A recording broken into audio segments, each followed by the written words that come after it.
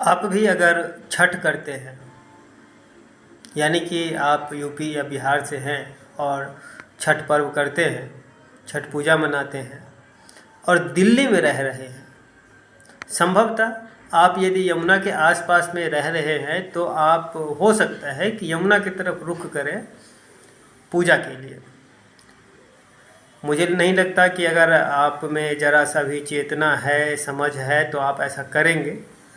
और फिर भी यदि आप ऐसा करना चाह रहे हैं तो यह समझ लीजिए कि यमुना का पानी ना तो छूने लायक है न नहाने लायक। और जब छूने लायक ही नहीं है, इस स्थिति में क्या उस पानी में खड़ा होकर स्नान करके पूजा करना सही रहेगा?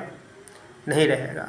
हालांकि सरकारें महिमा मंडन कर रही है अपना खुद, क्योंकि ये जो करंट में जो सरकार है या फिर जो भी सरकारें रहती हैं, अक्सर आपने देखा होगा कि इनकी तारीफ कोई और करे ना करे, ये अपना पीठ खुद ही थपथपाते रहते हैं।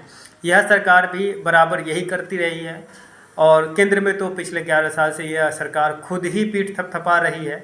ना तो जनता इनके कामों का कोई तारीफ़ करती है और ना विपक्ष और ना कोई एक्सपर्ट जो है एरिया के, वो बस इनके खरीदी हुई मीडिया और खुद ये इस काम में लगे रहते हैं।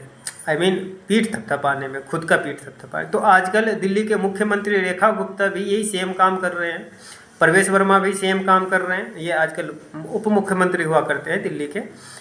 तो इनसे कुछ काम हो या ना हो, यह राजनीति है, काम है और ये ऊपर और नीचे का मामला है। कोई भी सरकार आई गई, आती है जाती है, क्या करती है नहीं करती है, वो सोचने और विचारने की बात है। हालांकि एक सरकार भी सेम वही लिपापोती करने पे लग रही है जो पहली सरकार करती थी और जो उससे पहली सरकार करती रही होगी।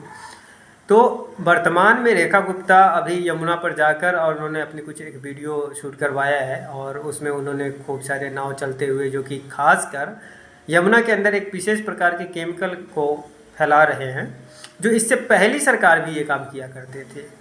डिफॉर्मर कहते हैं इसको, डिफोमर या डिफॉर्मर कुछ बोलते हैं। डिफोमर का काम होता है जो उसके अंदर फोम जो बन जाता है। आपने देखा होगा पिछले कुछ सालों में यमुना नदी में, जो खास के दिल्ली में बहती है, कालिंदी कुंज एक्सेट्रा का जो जगह है, यहाँ पर पूरा झाग से भर जाता है। उन झाग को ख़त्म करने के लिए, उस फोम को ख़त्म करने के लिए एक केमिकल डाल दिया जाता है, जिससे पानी तो साफ़ नहीं होता लेकिन वह झाग मर जाता है। आप यूँ समझिए कि आपके जहरीले पानी को सिर्फ कलर के तौर पर साफ पानी दिखाने की कोशिश की जाती है और फिर आपको इस्तेमाल करने के लिए प्रोत्साहित किया जाता है। सावधान रहिए, सतर्क रहिए। आपकी ज़िंदगी अनमोल है, आपका स्वास्थ्य अनमोल है, क्योंकि यह सरकार ना तो आपके काम आने वाली है ना आपका काम करने वाली है।